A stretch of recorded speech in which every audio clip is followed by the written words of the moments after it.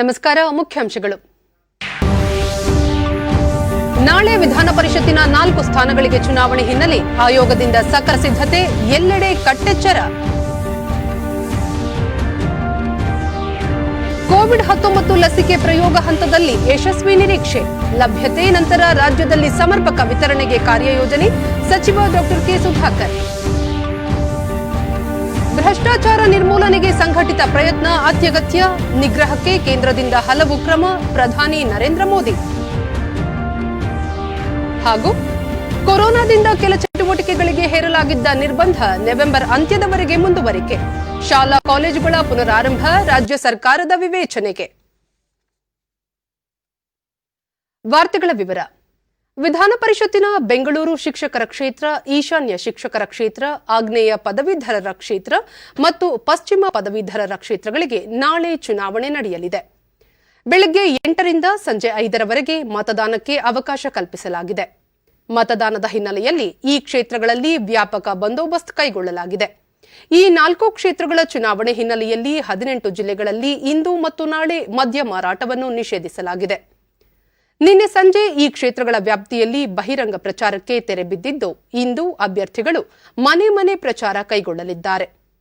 ಆಡಳಿತ ಪಕ್ಷ ಬಿಜೆಪಿ, ಪ್ರತಿಪಕ್ಷಗಳಾದ ಕಾಂಗ್ರೆಸ್ ಹಾಗೂ ಜೆಡಿಎಸ್ 3 ಪಕ್ಷಗಳ ಅಭ್ಯರ್ಥಿಗಳು ಅಬ್ಬರದ ಪ್ರಚಾರ ನಡೆಸಿದ್ದರು. ನವೆಂಬರ್ 2ರಂದು ಮತ ಎಣಿಕೆ ಪ್ರಕ್ರಿಯೆ ನಡೆಯಲಿದೆ.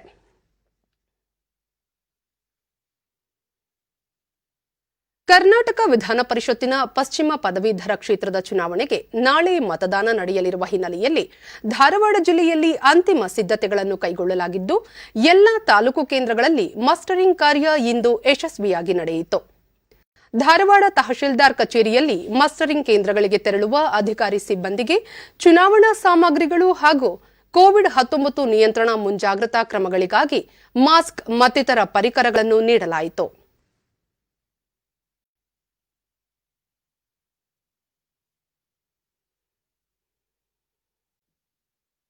ಚುನಾವಣಾಧಿಕಾರಿಯೂ ಆಗಿರುವ ಬೆಳಗಾವಿ ಪ್ರಾದೇಶಿಕ ಆಯುಕ್ತ ಅಮ್ಲಾನ್ ಆದಿತ್ಯ ಬಿಸ್ವಾಸ್, ಮತದಾನಕ್ಕೆ ಎಲ್ಲಾ ಸಿದ್ಧತೆ ಕೈಗೊಳ್ಳಲಾಗಿದೆ.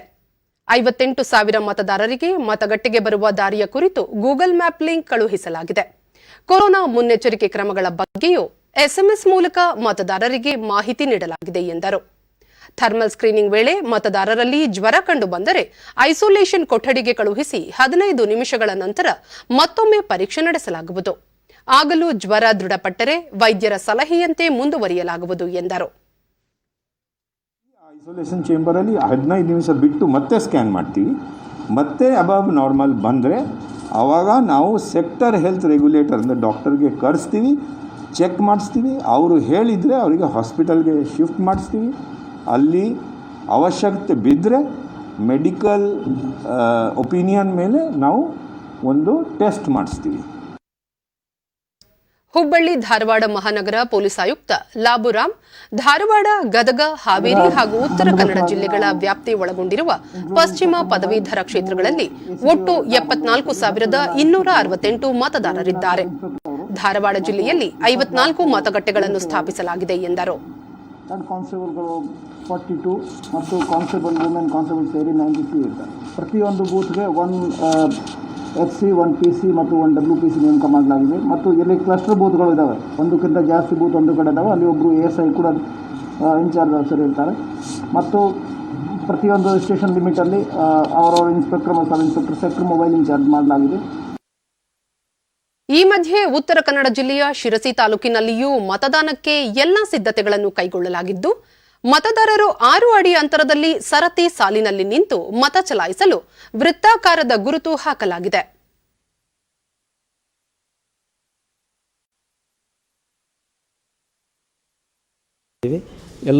ಈ ಬಗ್ಗೆ ತಾಲೂಕು ಚುನಾವಣಾಧಿಕಾರಿಯೂ ಆಗಿರುವ ತಹಶೀಲ್ದಾರ್ ಎಂಆರ್ ಕುಲಕರ್ಣಿ ಡಿಡಿ ನ್ಯೂಸ್ನೊಂದಿಗೆ, ತಾಲೂಕಿನ 3 ಮತಗಟ್ಟೆಗಳನ್ನು ಸ್ಥಾಪಿಸಲಾಗಿದ್ದು 1,785 ಮತದಾರರಿದ್ದಾರೆ. ಕೋವಿಡ್ ಹಿನ್ನೆಲೆಯಲ್ಲಿ ಎಲ್ಲಾ ಮುಂಜಾಗ್ರತಾ ಕ್ರಮಗಳನ್ನು ಕೈಗೊಳ್ಳಲಾಗಿದೆ. ಕೊರೋನಾ ಪಾಸಿಟಿವ್ ದೃಢಪಟ್ಟ ಮತದಾರರು ಆಗಮಿಸಿದರೆ ಅವರಿಗೆ ವಿತರಿಸಲು ಪಿಪಿಇ ಕಿಟ್ ವ್ಯವಸ್ಥೆ ಮಾಡಲಾಗಿದೆ. ಇಂತಹ ವ್ಯಕ್ತಿಗಳಿಗೆ ಐಸೋಲೇಷನ್ ವಾರ್ಡ್ಗಳನ್ನು ತೆರೆಯಲಾಗಿದೆ ಎಂದು ತಿಳಿಸಿದರು. ಸಹಿತ ನಾವು ಅವರಿಗೆ ಮಾಸ್ಕ್ ನಾವು ಇದನ್ನು ಮಾಡ್ತೀವಿ. ಕೋವಿಡ್ಗೆ ಸಂಬಂಧಪಟ್ಟಂಗೆ ನಾವು ಐಸೋಲೇಷನ್ ವಾರ್ಡ್ ಮಾಡಿದ್ದೀವಿ. ಐಸೋಲೇಷನ್ ವಾರ್ಡ್ನಲ್ಲಿ ಅವರಿಗೆ ಬಂದ್ಕೊಳ್ಳಿ ಅವರಿಗೆ PPE ಕಿಟ್ ಹಾಕೊಂಡು ಕೊಡಲಿಕ್ಕಾಗಲಿ ಅಥವಾ ಅಲ್ಲೇ ರೆಸ್ಟ್ ತೊಗೊಂಡು ನಂತರ ಅವರಿಗೆ ನಾವು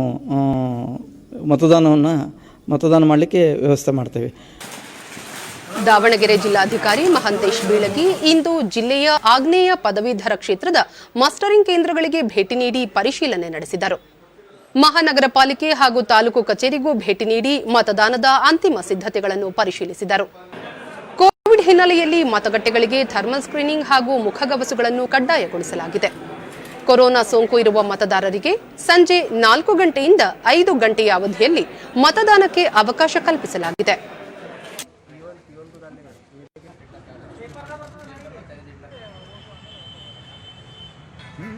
ಈಶಾನ್ಯ ಪದವೀಧರ ಕ್ಷೇತ್ರದ ಚುನಾವಣೆ ಹಿನ್ನೆಲೆಯಲ್ಲಿ ಕಲಬುರಗಿಯ ಮಹಾನಗರ ಪಾಲಿಕೆ ಆವರಣದಲ್ಲಿ ಮಾಸ್ಟರಿಂಗ್ ಕಾರ್ಯ ನಡೆಯಿತು. ಚುನಾವಣಾ ಸಿಬ್ಬಂದಿ ಬ್ಯಾಲೆಟ್ ಪೇಪರ್ ಇತರ ಸಲಕರಣೆಗಳೊಂದಿಗೆ ಮತದಾನ ಕೇಂದ್ರಗಳಿಗೆ ತೆರಳಿದರು.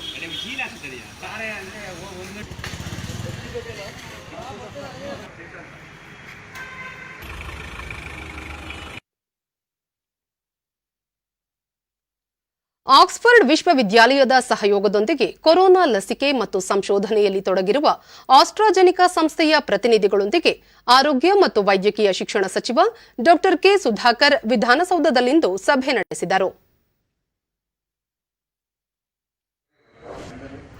ಸಭೆ ಬಳಿಕ ಸುದ್ದಿಗಾರರೊಂದಿಗೆ ಕೊರೋನಾ ಸೋಂಕಿಗೆ ಲಸಿಕೆ ಕಂಡುಹಿಡಿಯುವ ಪ್ರಕ್ರಿಯೆಯಲ್ಲಿ ಆಸ್ಟ್ರಾಜೆನಿಕಾ ಹಾಗೂ ಇತರ ಕಂಪನಿಗಳು ನಿರತವಾಗಿದ್ದು ಮೊದಲ ಹಂತದ ಪ್ರಯೋಗ ಯಶಸ್ವಿಯಾಗಿದೆ.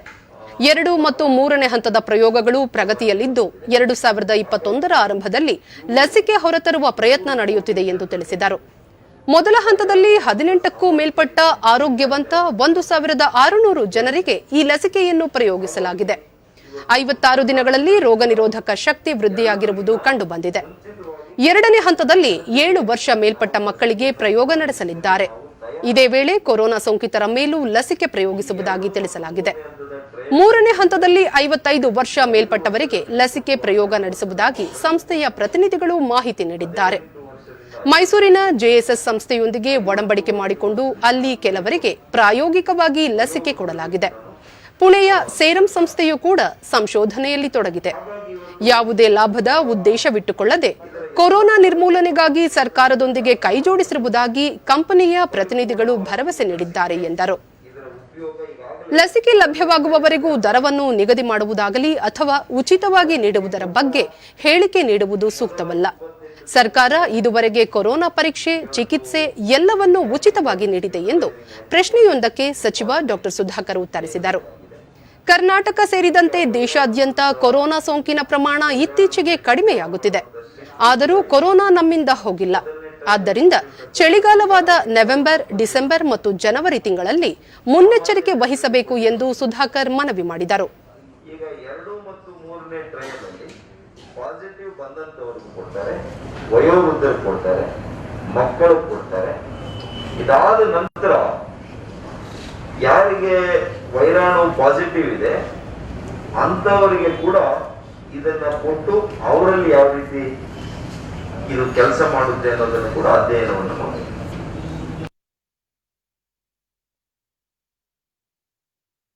ಕಳೆದ 24 ಗಂಟೆಗಳಲ್ಲಿ ದೇಶದಲ್ಲಿ ಹೊಸದಾಗಿ 36,469 ಹೊಸ ಕೊರೋನಾ ಸೋಂಕಿನ ಪ್ರಕರಣಗಳು ಪತ್ತೆಯಾಗಿದ್ದು ಸೋಂಕು ಪ್ರಕರಣಗಳ ಸಂಖ್ಯೆ ಕಡಿಮೆಯಾಗಿದೆ. ಈ ಮೂಲಕ ಒಟ್ಟು ಸಂಖ್ಯೆ 79,46,429ಕ್ಕೆ ಏರಿಕೆಯಾಗಿದೆ. ನಿನ್ನೆ ಒಂದೇ ದಿನ 488 ಮಂದಿ ಮೃತಪಟ್ಟಿದ್ದು ಈವರೆಗೆ ಮೃತಪಟ್ಟವರ ಸಂಖ್ಯೆ 1,19,502ಕ್ಕೆ ಏರಿಕೆಯಾಗಿದೆ. ಮರಣ ದರ 1.50%ರಲ್ಲಿದೆ. 6,25,857 ಸೋಂಕಿತರು ವಿವಿಧ ಆಸ್ಪತ್ರೆಗಳಲ್ಲಿ ಚಿಕಿತ್ಸೆ ಪಡೆಯುತ್ತಿದ್ದು ಸಕ್ರಿಯ ಪ್ರಮಾಣ 8.26ಕ್ಕೆ ಇಳಿಕೆಯಾಗಿದೆ. 72,01,070 ಸೋಂಕಿತರು ವಿವಿಧ ಆಸ್ಪತ್ರೆಗಳಿಂದ ಬಿಡುಗಡೆಯಾಗಿದ್ದು ಚೇತರಿಕೆ ಪ್ರಮಾಣ 90.62ಕ್ಕೆ ಏರಿಕೆಯಾಗಿದೆ.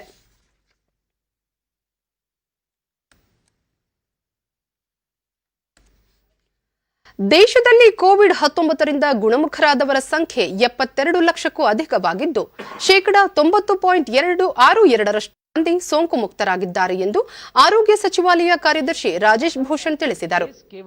ದೆಹಲಿಯಲ್ಲಿಂದು ಅವರು ಕಳೆದ 5 ವಾರಗಳಲ್ಲಿ ಗುಣಮುಖರಾಗುತ್ತಿರುವವರ ಸಂಖ್ಯೆ ಗಣನೀಯ ಪ್ರಮಾಣದಲ್ಲಿ ಹೆಚ್ಚಳವಾಗಿದೆ. ಈ ಮೂಲಕ ಗುಣಮುಖರಾಗಿರುವವರ ಸಂಖ್ಯೆ 72 ಲಕ್ಷದ ಗಡಿಯನ್ನು ದಾಟಿದ್ದು, ಇದು ವಿಶ್ವದಲ್ಲಿಯೇ ಅತ್ಯಧಿಕ ಪ್ರಮಾಣದ್ದಾಗಿದೆ ಎಂದು ಮಾಹಿತಿ ನೀಡಿದರು. ಇದುವರೆಗೆ ದೇಶದಲ್ಲಿ 10 ಕೋಟಿಗೂ ಅಧಿಕ ಕೋವಿಡ್-19 ಮಾದರಿ ಪರೀಕ್ಷೆಗಳನ್ನು ನಡೆಸಲಾಗಿದೆ. ಪಾಸಿಟಿವ್ ಪ್ರಕರಣಗಳ ಸಂಖ್ಯೆಯಲ್ಲಿ ಇಳಿಮುಖ ಕಂಡುಬರುತ್ತಿದೆ ಎಂದು ಹೇಳಿದರು. ಮೊದಲ 10 ಲಕ್ಷ ಜನರು ಗುಣಮುಖರಾಗಲು 57 ದಿನಗಳು ಬೇಕಾಗಿತ್ತು. ಆದರೆ ಇತ್ತೀಚೆಗೆ ಕೇವಲ 13 ದಿನಗಳಲ್ಲಿ 10 ಲಕ್ಷ ಮಂದಿ ಗುಣಮುಖರಾಗಿದ್ದಾರೆ. ಕಳೆದ 5 ವಾರಗಳಲ್ಲಿ ಸಾವನ್ನಪ್ಪುವವರ ಪ್ರಮಾಣದಲ್ಲಿ ಇಳಿಕೆ ಕಂಡುಬಂದಿದ್ದು, ಕಳೆದ ತಿಂಗಳ 23ರ ವೇಳೆಗೆ 1054 ಮಂದಿ ಸಾವನ್ನಪ್ಪಿದ್ದರೆ ಪ್ರಸ್ತುತ ಇದರ ಪ್ರಮಾಣ 615ಕ್ಕೆ ತಲುಪಿದೆ. ಈ ಮೂಲಕ ಪ್ರಸ್ತುತ ಸಾವಿನ ಪ್ರಮಾಣ 1.50% ಇಳಿಕೆಯಾಗಿದೆ. ಸಕ್ರಿಯ ಪ್ರಕರಣಗಳ ಸಂಖ್ಯೆಯಲ್ಲಿ ಗಣನೀಯ ಪ್ರಮಾಣದಲ್ಲಿ ಇಳಿಕೆ ಕಂಡುಬಂದಿದ್ದು, ಪ್ರಸ್ತುತ ದೇಶದಲ್ಲಿ 6,25,857 ಸಕ್ರಿಯ ಪ್ರಕರಣಗಳಿವೆ. ಈ ಪೈಕಿ ಕರ್ನಾಟಕ, ಮಹಾರಾಷ್ಟ್ರ, ಕೇರಳ ಸೇರಿದಂತೆ 10 ರಾಜ್ಯಗಳಲ್ಲಿ 78% ಸಕ್ರಿಯ ಪ್ರಕರಣಗಳಿವೆ. हमें ये भी देखना है कि पिछले 24 घंटे में देश में क्या हो रहा है, क्योंकि उससे भी पता चलता है कि कहां इन्फेक्शन कैसे बिहेव कर रहा है. हो सकता है कि कुछ राज्यों में हिस्टोरिकल बर्डन ज्यादा रहा हो, लेकिन पिछले कुछ दिनों में तस्वीर बदली हो, तो वो भी हम आपसे साझा करना चाहते हैं. अब जो नंबर है ನೀತಿ ಆಯೋಗದ ಸದಸ್ಯ ಡಾಕ್ಟರ್ ವಿಕೆ ಪಾಲ್, ಕೋವಿಡ್-19 ಸೋಂಕಿಗೆ ಲಸಿಕೆ ಅಭಿವೃದ್ಧಿಯತ್ತ ಸಾಗಿದೆ. ಯಾವುದೇ ಸಂದರ್ಭದಲ್ಲೂ ಲಸಿಕೆ ಯಶಸ್ವಿಯಾಗಿ ರೋಗಿಗಳಿಗೆ ಬಳಸಲು ಲಭ್ಯವಾದರೂ ಅದನ್ನು ಸಮರ್ಪಕವಾಗಿ ಅಗತ್ಯ ಇರುವವರಿಗೆ ಪೂರೈಕೆ ಮಾಡಲು ಎಲ್ಲ ರೀತಿಯ ಪೂರ್ವ ಸಿದ್ಧತೆಗಳನ್ನು ಮಾಡಿಕೊಳ್ಳಲಾಗಿದೆ ಎಂದು ತಿಳಿಸಿದರು. फंडामेंटल पिलर है ये इस अप्रोच का. इसके बिना तो बढ़ता ही है ना, अपनी मर्जी पे है. अगर हम करेंगे तो हमारा संक्रमण और नैरो होगा, छोटा होगा, दब जाएगा, चेन्स ऑफ ट्रांसमिशन हमारे काबू में आएंगे और हम ये जो चलता हुआ है बिल्कुल नीचे तक लाके संभव कर सकते हैं. तो मेरी विनती ये है कि इसमें जो गवर्नमेंट है उसका रोल है, डिपार्टमेंट्स ऑफ हेल्थ का रोल है, लोकल बॉडीज का रोल है, म्यूनिसिपैलिटीज का रोल है, हम सब का रोल है कि इस चीज को हम निभाएं कि जो पॉजिटिव है वो आइसोलेटेड है एज पर प्रोटोकॉल, जो उसके कॉन्टैक्ट्स हैं वो क्वारंटाइन है एज पर प्रोटोकॉल और उनकी टेस्टिंग हो और वो वापस आएंगे. ये हमें करना है, ये उनके लिए भी अच्छा है. ಚಾಮರಾಜನಗರ ಜಿಲ್ಲೆಯ ಸಂತೇಮರಹಳ್ಳಿ ಹೋಬಳಿ ಕೋವಿಡ್ ಚಿಕಿತ್ಸಾ ಕೇಂದ್ರದಲ್ಲಿ ಸೋಂಕಿತರಿಗಾಗಿ ವಿಶೇಷ ಗ್ರಂಥಾಲಯವನ್ನು ಆರಂಭಿಸಲಾಗಿದೆ. ಜಿಲ್ಲಾಡಳಿತ, ಆರೋಗ್ಯ ಮತ್ತು ಕುಟುಂಬ ಇಲಾಖೆ ಸಹಯೋಗದಲ್ಲಿ ಜಿಲ್ಲಾ ಕೇಂದ್ರ ಗ್ರಂಥಾಲಯವು ವಿಭಿನ್ನ ಪ್ರಯೋಗ ಮಾಡಿವೆ. ವ್ಯಕ್ತಿಗತ ಅಂತರ ಸೇರಿದಂತೆ ಎಲ್ಲ ರೀತಿಯ ಮುಂಜಾಗ್ರತಾ ಕ್ರಮಗಳನ್ನು ಅನುಸರಿಸುವ ಮೂಲಕ ಸೋಂಕಿತರಿಗೆ ಓದಲು ಪ್ರತ್ಯೇಕ ಕೊಠಡಿ ವ್ಯವಸ್ಥೆ ಮಾಡಲಾಗಿದೆ. ಮಾನಸಿಕ ಆರೋಗ್ಯ, ವ್ಯಕ್ತಿತ್ವ ವಿಕಸನ, ಕೃಷಿ ಮತ್ತು ಇತಿಹಾಸದ ಪುಸ್ತಕಗಳನ್ನು ಒಳಗೊಂಡಂತೆ ಖ್ಯಾತ ಸಾಹಿತಿಗಳ ಪುಸ್ತಕಗಳು ಇಲ್ಲಿ ಲಭ್ಯವಿದೆ. ಪ್ರತಿಫಲವಾಗಿ ಇವತ್ತು ಸಂತೇಮರಹಳ್ಳಿಯ ಡಿಡಿ ನ್ಯೂಸ್ನೊಂದಿಗೆ ಜಿಲ್ಲಾಧಿಕಾರಿ doctor M R Ravi, Santemarahalli Covid ಚಿಕಿತ್ಸಾ ಕೇಂದ್ರದಲ್ಲಿ ಸೋಂಕಿತರ ಮಾನಸಿಕ ಆರೋಗ್ಯವನ್ನು ಹಾಗೂ ಸದೃಢತೆಯನ್ನು ಹೆಚ್ಚಿಸಿಕೊಳ್ಳಲು ಗ್ರಂಥಾಲಯ ವ್ಯವಸ್ಥೆ ಮಾಡಲಾಗಿದೆ. ಅವರಿಗೆ ಪುಸ್ತಕ ಓದುವ ಅಭಿರುಚಿಯನ್ನು ಬೆಳೆಸುವ ಉದ್ದೇಶ ಹೊಂದಲಾಗಿದೆ ಎಂದರು. ಈ ವ್ಯಕ್ತಿತ್ವ ನಿರ್ಮಾಣ ಆಗ್ತಕ್ಕಂಥ ಪುಸ್ತಕಗಳು, ದೊಡ್ಡ ದೊಡ್ಡ ಕಾದಂಬರಿಕಾರರ ಕಾದಂಬರಿಗಳು, ಈ ರೀತಿಯಾದಂಥ ವಿವಿಧ ರೀತಿಯ 700ಕ್ಕೂ ಹೆಚ್ಚು ಪುಸ್ತಕಗಳನ್ನು ಈಗಾಗಲೇ ಸಂಗ್ರಹ ಮಾಡಿದ್ದೇವೆ. ಕೆಲವು ಪೇಷಂಟ್ಸ್ಗಳು ಕೂಡ ಈ ಗ್ರಂಥಾಲಯವನ್ನು ಪರಿಣಾಮಕಾರಿಯಾಗಿ ಬಳಸ್ಕೊತಾ ಇದ್ದಾರೆ ಅಂತ ನನಗೆ ಅನ್ನಿಸ್ತಿದೆ. ಸೊ ಈ ಆಸ್ಪತ್ರೆಯಲ್ಲಿ ಏನು ರೋಗಿಗಳಿರ್ತಾರೆ ಅವರು ಸಾಮಾನ್ಯ ಸ್ವರೂಪದ. ಜಿಲ್ಲಾ ಆರೋಗ್ಯ ಮತ್ತು ಕುಟುಂಬ ಕಲ್ಯಾಣಾಧಿಕಾರಿ ರವಿ, ಕೋವಿಡ್ ರೋಗಿಗಳಿಗಾಗಿ ಗ್ರಂಥಾಲಯ ಆರಂಭಿಸಿರುವುದರಿಂದ ಸಮಯ ಸದುಪಯೋಗಪಡಿಸಿಕೊಳ್ಳಲು ಅನುಕೂಲವಾಗಿದೆ. ಪುಸ್ತಕ ಓದುವುದರಿಂದ ಮನೋಸ್ಥೈರ್ಯ ಹೆಚ್ಚಾಗಲಿದೆ ಎಂದು ಮಾಹಿತಿ ನೀಡಿದರು. ಪುಸ್ತಕಗಳನ್ನು ಓದತಕ್ಕಂಥ ಅಭ್ಯಾಸ ಇದ್ದವರಿಗೆ ನಿಜವಾಗ್ಲೂ ಅಲ್ಲಿ ಸಮಯವನ್ನು ಕಳೀಲಿಕ್ಕೆ ಅನುಕೂಲ ಆಗ್ತದೆ. ಹಾಗೂ ನಾವು ಜನರಲ್ಲಿ ಈ ಓದ್ತಕ್ಕಂಥ ಅಭ್ಯಾಸವನ್ನು ಬೆಳೆಸ್ಕೊಳ್ಳಿಕ್ಕೂ ಒಂದು ಸಹಾಯ ಆಗ್ತದೆ. ನಮ್ಮ ಎಲ್ಲ ಖ್ಯಾತನಾಮರ ಕಾದಂಬರಿಗಳವರು, ಕಥೆಗಳಿರ್ಬೋದು, ಎಲ್ಲವನ್ನು ನಾವು ಕನ್ನಡ ಪುಸ್ತಕಗಳನ್ನು ಇಟ್ಟಿದ್ದೀವಿ. ಸೊ ಮತ್ತೆ ಈ ಜನಗಳು ಕೋವಿಡ್ ಕೇಂದ್ರದ ತಜ್ಞರಾದ ಡಾಕ್ಟರ್ ನಾಗೇಂದ್ರ ಮೂರ್ತಿ, ಜಿಲ್ಲಾಡಳಿತ ಗ್ರಂಥಾಲಯವನ್ನು ತೆರೆದಿರುವುದು ಸೋಂಕಿತರಿಗೆ ಉಪಯೋಗವಾಗಿದ್ದು ಅವರ ಮಾನಸಿಕ ಸ್ಥೈರ್ಯದ ಮೇಲೆ ಪ್ರಭಾವ ಬೀರಲಿದೆ. 700ಕ್ಕೂ ಹೆಚ್ಚು ಪುಸ್ತಕಗಳು ಇಲ್ಲಿವೆ ಎಂದರು. 700ಕ್ಕೂ ಅಧಿಕ ಪುಸ್ತಕಗಳನ್ನು ಇಲ್ಲಿ ಇಡಲಾಗಿದೆ.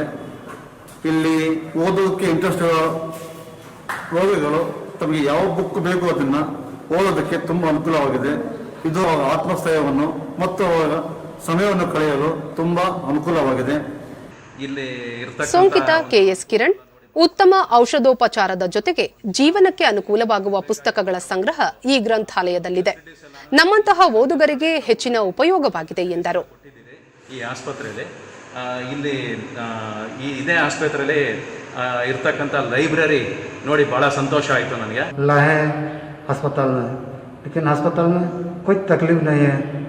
ತನ್ವರ್, ನಮಗೆ ಉತ್ತಮವಾದ ಸೌಕರ್ಯಗಳನ್ನು ಒದಗಿಸಲಾಗಿದೆ.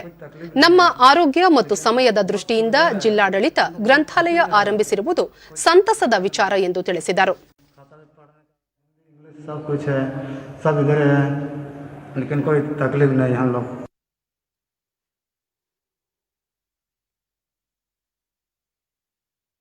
ಭ್ರಷ್ಟಾಚಾರವನ್ನು ಹತ್ತಿಕ್ಕುವುದು ಕೇವಲ ಒಂದು ಸಂಸ್ಥೆಯ ಜವಾಬ್ದಾರಿಯಲ್ಲ, ಸಾಮೂಹಿಕ ಜವಾಬ್ದಾರಿಯಾಗಿದ್ದು ಈ ನಿಟ್ಟಿನಲ್ಲಿ ಪ್ರತಿಯೊಬ್ಬರೂ ಕೈಜೋಡಿಸಬೇಕು ಎಂದು ಪ್ರಧಾನಿ ನರೇಂದ್ರ ಮೋದಿ ಹೇಳಿದ್ದಾರೆ.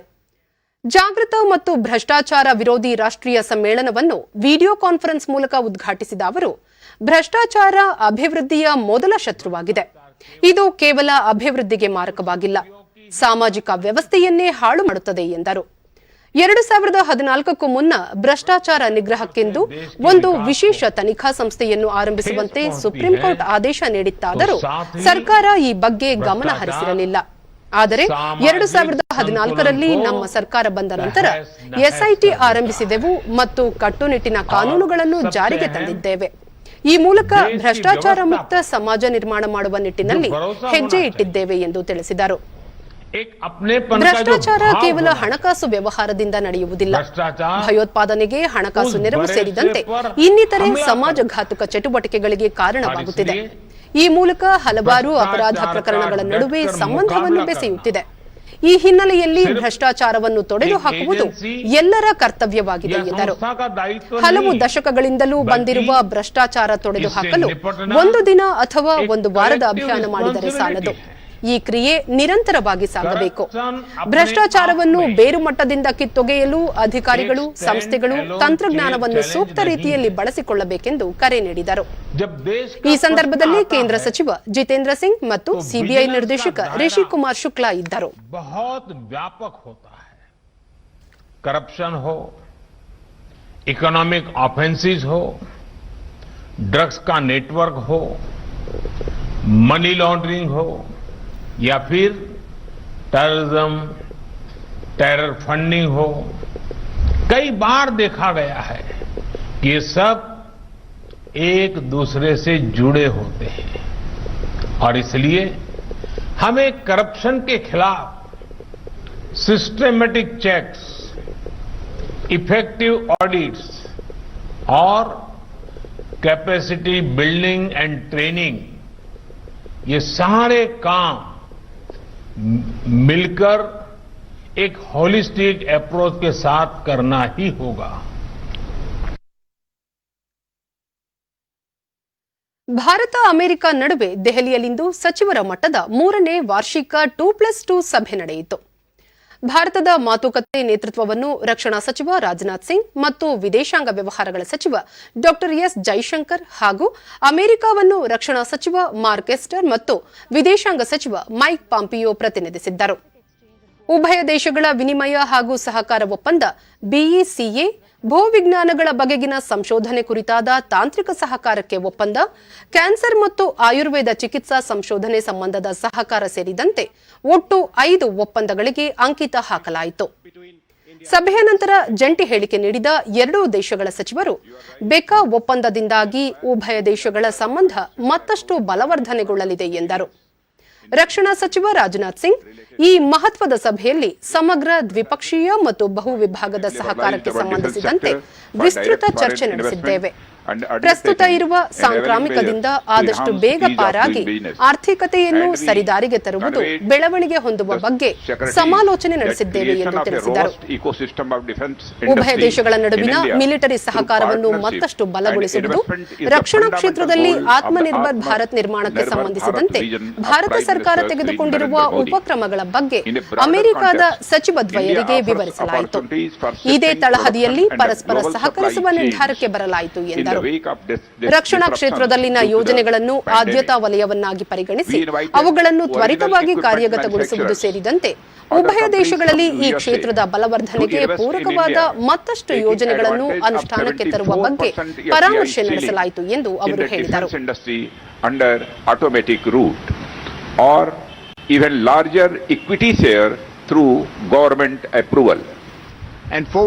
ಅಮೆರಿಕದ ರಕ್ಷಣಾ ಸಚಿವ ಮಾರ್ಕ್ ಎಸ್ಪರ್ ಬೆಕಾ ಒಪ್ಪಂದ ಮಾಡಿಕೊಳ್ಳುವುದರೊಂದಿಗೆ ಉಭಯ ದೇಶಗಳ ನಡುವೆ ಬಹುಮುಖ್ಯವಾದ ಮೈಲಿಗಲ್ಲು ಸ್ಥಾಪಿಸಿದಂತಾಗಿದೆ ಎಂದು ಅಭಿಪ್ರಾಯಪಟ್ಟರು. ನಮ್ಮ ಎರಡೂ ದೇಶಗಳ ನಡುವಿನ ಸಹಕಾರ ಸಂಬಂಧ ಈ ಹಿಂದೆಗಿಂತಲೂ ಈಗ ಮತ್ತಷ್ಟು ಗಟ್ಟಿಗೊಂಡಂತಾಗಿದೆ ಎಂದು ಅವರು ಹೇಳಿದರು.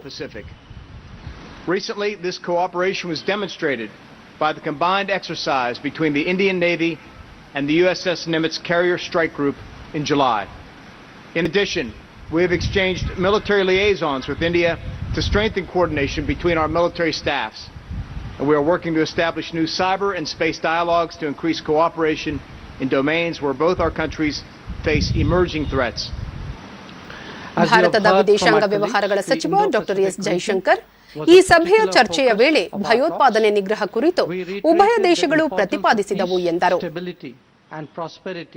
For all countries in this region. As Raksha Mantri stated, this is possible only by upholding the rules-based international order, ensuring the freedom of navigation in international seas, promoting open connectivity, and respecting the territorial integrity and sovereignty of all states. A multipolar world must have a multipolar Asia as its basis. ಅಮೆರಿಕದ ವಿದೇಶಾಂಗ ಸಚಿವ Mike Pompeo ಇಂದು ನಡೆದ ಉಭಯ ದೇಶಗಳ ನಡುವಿನ ದ್ವಿಪಕ್ಷೀಯ ಮಾತುಕತೆ ಅತ್ಯಂತ ಫಲಪ್ರದವಾಗಿದ್ದು ಎರಡೂ ದೇಶಗಳ ನಡುವಿನ ಸಂಬಂಧ ಮತ್ತು ಸಹಕಾರ ಬಲವರ್ಧನೆಗೆ ಮತ್ತಷ್ಟು ಇಂಬು ಕೊಟ್ಟಂತಾಗಿದೆ ಎಂದು ಅಭಿಪ್ರಾಯಪಟ್ಟರು. Look, our joint efforts to fight the pandemic, which we talked about at great length, are a strong signal that our nations are committed to working together and expanding our partnership across many fronts. The U.S. health agencies are working closely with government partners of India on the COVID-19 response. Indian companies, too, are cooperating with Gilead to manufacture remdesivir for use by low and middle-income countries all around the world. ಈ ಮಧ್ಯೆ ಪ್ರಧಾನಿ ನರೇಂದ್ರ ಮೋದಿ ಅವರನ್ನು ಭೇಟಿ ಮಾಡಿದ ಅಮೆರಿಕದ ರಕ್ಷಣಾ ಸಚಿವ mark Esper ಮತ್ತು ವಿದೇಶಾಂಗ ಸಚಿವ ಮೈಕ್ ಪಾಂಪಿಯೋ ಮಹತ್ವದ ವಿಷಯಗಳ ಕುರಿತು ಚರ್ಚಿಸಿದರು.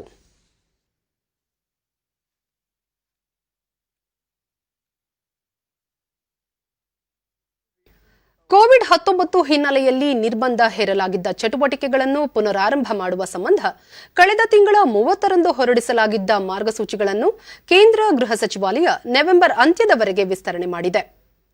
ಕೋವಿಡ್-19 ಸೋಂಕು ಪ್ರಕರಣಗಳು ಕಡಿಮೆಯಾಗುತ್ತಿರುವ ಹಿನ್ನೆಲೆಯಲ್ಲಿ ದೇಶಾದ್ಯಂತ ಈಗಾಗಲೇ ಹಲವಾರು ಚಟುವಟಿಕೆಗಳು ಕಾರ್ಯಾರಂಭ ಮಾಡಿವೆ. ಆದರೆ ಹೆಚ್ಚು ಜನ ಸೇರುವ ಸಭೆ ಸಮಾರಂಭಗಳಿಗೆ ಅನುಮತಿ ನೀಡಲಾಗಿಲ್ಲ. ಅಗತ್ಯ ಆರೋಗ್ಯ ಸುರಕ್ಷತಾ ಕ್ರಮಗಳನ್ನು ಕೈಗೊಂಡು ಶಾಪಿಂಗ್ ಮಾಲ್ಗಳು, ಹೋಟೆಲ್ಗಳು, ರೆಸ್ಟೋರೆಂಟ್ಗಳು, ಆತಿಥ್ಯ ಸೇವೆಗಳು, ಧಾರ್ಮಿಕ ಸ್ಥಳಗಳನ್ನು ಆರಂಭಿಸಲು ಅನುಮತಿ ನೀಡಲಾಗಿದೆ. ಇನ್ನುಳಿದಂತೆ ಶಾಲಾ ಕಾಲೇಜುಗಳು, ವಿಶ್ವವಿದ್ಯಾಲಯಗಳ ಪುನರಾರಂಭಕ್ಕೆ ಸ್ಥಳೀಯ ಪರಿಸ್ಥಿತಿಯನ್ನು ಅವಲೋಕಿಸಿ ಅಗತ್ಯ ಮುನ್ನೆಚ್ಚರಿಕೆ ಮತ್ತು ಸುರಕ್ಷತಾ ಕ್ರಮಗಳೊಂದಿಗೆ ಅನುಮತಿ ನೀಡುವ ಹೊಣೆಗಾರಿಕೆಯನ್ನು ರಾಜ್ಯ ಸರ್ಕಾರಗಳಿಗೆ ನೀಡಲಾಗಿದೆ.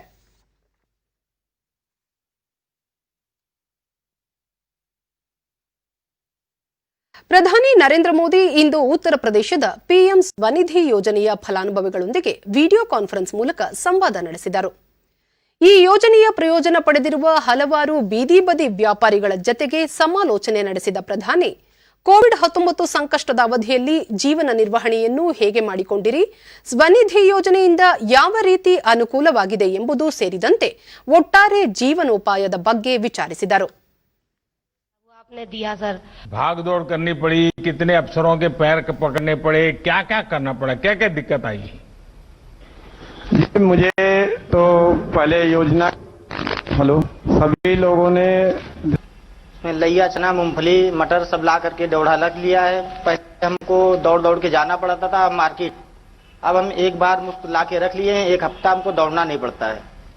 तो उसमें ಪಿಎಂ ಸ್ವನಿಧಿ ಯೋಜನೆಯಡಿ ದೇಶದ ಕನಿಷ್ಠ 50 ಲಕ್ಷದಷ್ಟು ಬೀದಿ ಬದಿ ವ್ಯಾಪಾರಿಗಳಿಗೆ ಪ್ರಯೋಜನ ಮಾಡಿಕೊಡುವ ಗುರಿಯನ್ನು ಹೊಂದಲಾಗಿದೆ ಎಂದು ತಿಳಿಸಿದ ಅವರು, ಇದುವರೆಗೆ ಸ್ವನಿಧಿ ಯೋಜನೆಯಡಿ ಸಾಲಕ್ಕಾಗಿ 24 ಲಕ್ಷಕ್ಕೂ ಅಧಿಕ ಅರ್ಜಿಗಳನ್ನು ಸ್ವೀಕರಿಸಲಾಗಿದೆ. ಈ ಪೈಕಿ 12 ಲಕ್ಷಕ್ಕೂ ಅಧಿಕ ಅರ್ಜಿಗಳನ್ನು ಪರಿಶೀಲಿಸಿ ಸಾಲವನ್ನು ಮಂಜೂರು ಮಾಡಲಾಗಿದ್ದು 5,53,000 ಜನರಿಗೆ ಸಾಲವನ್ನು ಬಿಡುಗಡೆ ಮಾಡಲಾಗಿದೆ ಎಂದು ಅಂಕಿಅಂಶಗಳನ್ನು ನೀಡಿದರು. ಪಿಎಂ ಸ್ವನಿಧಿ ಯೋಜನೆಯನ್ನು ಜಾರಿಗೆ ತಂದಿರುವ ರಾಜ್ಯಗಳ ಪೈಕಿ ಉತ್ತರ ಪ್ರದೇಶ ಮೊದಲ ಸ್ಥಾನದಲ್ಲಿದೆ. ಇಲ್ಲಿ 4,50,000ಕ್ಕೂ ಅಧಿಕ ಬೀದಿ ಬದಿ ವ್ಯಾಪಾರಿಗಳಿಗೆ ಸಾಲವನ್ನು ವಿತರಣೆ ಮಾಡುವಲ್ಲಿ ಯಶಸ್ವಿಯಾಗಿರುವ ಮುಖ್ಯಮಂತ್ರಿ ಯೋಗಿ ಆದಿತ್ಯನಾಥ್ ಅವರಿಗೆ ಅಭಿನಂದನೆ ಸಲ್ಲಿಸುತ್ತಿರುವುದಾಗಿ ತಿಳಿಸಿದರು. ಬಡವರಿಗೆ ಬ್ಯಾಂಕ್ ವ್ಯವಸ್ಥೆಯನ್ನು ಕಲ್ಪಿಸುವ ಸಂದರ್ಭದಲ್ಲಿ ಕೆಲವರು ಇದರಿಂದ ಯಾವುದೇ ಪ್ರಯೋಜನವಾಗುವುದಿಲ್ಲ ಎಂದು ಟೀಕಿಸಿದ್ದರು. ಆದರೆ ಈ ವರ್ಗದವರಿಗೆ ಬ್ಯಾಂಕಿಂಗ್ ಸೌಲಭ್ಯ ಕಲ್ಪಿಸಿರುವುದರಿಂದ ಅವರು ಆರ್ಥಿಕತೆಯ ಮುಖ್ಯವಾಹಿನಿಗೆ ಬರುವಂತಾಗಿದೆ ಮತ್ತು ಸ್ವತಃ ಆರ್ಥಿಕ ಸಾಕ್ಷರರಾಗುವಂತಾಗಿದೆ. ಜನ್ಧನ್ನಂತಹ ಹಲವಾರು ಸೌಲಭ್ಯಗಳನ್ನು ಪಡೆಯುವಂತಾಗಿದೆ. ಆ ಮೂಲಕ ನಮ್ಮ ಸರ್ಕಾರ ಬಡವರು ಸಂಕಷ್ಟದಿಂದ ಪಾರಾಗುವಂತೆ ಮಾಡುವ ಸಂಕಲ್ಪ ಹೊಂದಿದೆ ಎಂದರು. ಪಿಎಂ ಸ್ವನಿಧಿ ಯೋಜನೆಯಡಿ ಪಡೆದ ಸಾಲವನ್ನು ಡಿಜಿಟಲ್ ಪಾವತಿ ಮೂಲಕ ಮರುಪಾವತಿ ಮಾಡಿದರೆ 100 ರೂಪಾಯಿಯವರೆಗೆ ಕ್ಯಾಶ್ ಬ್ಯಾಕ್ ಸಿಗಲಿದೆ. ಇಂತಹ ಸೌಲಭ್ಯದ ಸದುಪಯೋಗ ಪಡಿಸಿಕೊಳ್ಳಬೇಕು ಎಂದು ಅವರು ಕರೆ ನೀಡಿದರು. ಬಡವರ್ಗದವರು ಆತ್ಮ ಗೌರವದಿಂದ ಬದುಕುವಂತೆ ಮಾಡುವುದು ಸರ್ಕಾರದ ಗುರಿಯಾಗಿದೆ. ಈ ನಿಟ್ಟಿನಲ್ಲಿ ಇರುವ ಎಲ್ಲ ಅವಕಾಶಗಳನ್ನು ಬಳಸಿಕೊಳ್ಳಲಾಗುತ್ತಿದೆ ಎಂದು ತಿಳಿಸಿದ ಪ್ರಧಾನಿ, ಈ ಹಿಂದೆ ಹಣಕಾಸು ನೆರವು ಬೇಕಾಗಿದ್ದವರು ಬ್ಯಾಂಕಿಗೆ ಪರದಾಡಬೇಕಿತ್ತು. ಆದರೆ ಈಗ ಪರಿಸ್ಥಿತಿ ಬದಲಾಗಿದ್ದು ಬ್ಯಾಂಕ್ಗಳೇ ಬೀದಿ ಬದಿ ವ್ಯಾಪಾರಿಗಳ ಬಾಗಿಲಿಗೆ ಬಂದು ಆರ್ಥಿಕ ನೆರವು ನೀಡುತ್ತಿವೆ ಎಂದರು. आपके लिए खुले हैं, बैंक आज जिस तरह से आप तक खुद चल करके आ रहे हैं, ये एक दिन में संभव नहीं हुआ है. ये सबका ಕೋವಿಡ್-19 ಮಾರ್ಗಸೂಚಿಗಳ ಪಾಲನೆಯೊಂದಿಗೆ ಈ ಬಾರಿ ಸರಳ ಹಾಗೂ ಸಾಂಪ್ರದಾಯಿಕ ರೀತಿಯಲ್ಲಿ ದಸರಾ ಮಹೋತ್ಸವ ಯಶಸ್ವಿಯಾಗಿ ಆಚರಿಸಲಾಗಿದೆ ಎಂದು ಜಿಲ್ಲಾ ಉಸ್ತುವಾರಿ ಸಚಿವ ಎಸ್ಟಿ ಸೋಮಶೇಖರ್ ಮೈಸೂರಿನಲ್ಲಿಂದು ತಿಳಿಸಿದರು. ಕೋವಿಡ್-19 ಸೋಂಕು ತಡೆಗಟ್ಟುವ ನಿಟ್ಟಿನಲ್ಲಿ ದಸರಾ ಉದ್ಘಾಟನೆ ಸೇರಿದಂತೆ ಜಂಬೂ ಸವಾರಿ ಕಾರ್ಯಕ್ರಮಕ್ಕೆ ಸೀಮಿತ ಜನರಿಗೆ ಮಾತ್ರ ಅವಕಾಶ ಕಲ್ಪಿಸಲಾಗಿತ್ತು. ದಸರಾ ಅಂಗವಾಗಿ ಆಯೋಜಿಸಿದ್ದ ಎಲ್ಲ ಕಾರ್ಯಕ್ರಮಗಳನ್ನು ವರ್ಚುವಲ್ ಮತ್ತು ದೂರದರ್ಶನ ಮೂಲಕ ಪ್ರಸಾರ ಮಾಡಲಾಗಿದ್ದು ಲಕ್ಷಾಂತರ ಜನರು ವೀಕ್ಷಿಸಿದ್ದಾರೆ ಎಂದರು. ಗಜಪಡೆಗಳು ಮತ್ತು ಮಾವುತರು ಉತ್ತಮವಾಗಿ ಕಾರ್ಯನಿರ್ವಹಿಸಿ ಜಂಬೂ ಸವಾರಿಯನ್ನು ಯಶಸ್ವಿಗೊಳಿಸಿದ್ದಾರೆ ಎಂದು ಅವರು ಪ್ರಶಂಸಿಸಿದರು. ಎರಡನೇದು ಸಾಂಸ್ಕೃತಿಕ ಕಾರ್ಯಕ್ರಮ. ಬೆಟ್ಟದ ಮೇಲೆ 200 ಜನಕ್ಕೆ ಏನು ಕಮಿಟಿ ತೀರ್ಮಾನ ಮಾಡಿದ್ರು, ಆ 200 ಜನದ ಒಳಗಡೆನೆ ನಾವು ಅದನ್ನು ಆರ್ಗನೈಸ್ ಮಾಡಿರ್ತಕ್ಕಂಥದ್ದು. ದಾವಣಗೆರೆಯ ಮಾಜಿ ಶಾಸಕ ಹಾಗೂ ಸಚಿವರಾಗಿದ್ದ ಡಾಕ್ಟರ್ ವೈ ನಾಗಪ್ಪ ಇಂದು ಬೆಳಗ್ಗೆ ಕೊನೆಯುಸಿರೆಳೆದಿದ್ದಾರೆ. ಅನಾರೋಗ್ಯದಿಂದ ಬಳಲುತ್ತಿದ್ದ ಅವರಿಗೆ 87 ವರ್ಷ ವಯಸ್ಸಾಗಿತ್ತು. ಹರಿಹರ ವಿಧಾನಸಭಾ ಕ್ಷೇತ್ರದಿಂದ 1989, 1999 ಹಾಗೂ 2004ರಲ್ಲಿ 3 ಬಾರಿ ಶಾಸಕರಾಗಿ ಆಯ್ಕೆಯಾಗಿದ್ದರು. ಧರಂಸಿಂಗ್ ನೇತೃತ್ವದ ಸರ್ಕಾರದಲ್ಲಿ ಅವರು ಸಮಾಜ ಕಲ್ಯಾಣ ಇಲಾಖೆ ಸಚಿವರಾಗಿ ಕಾರ್ಯನಿರ್ವಹಿಸಿದ್ದರು.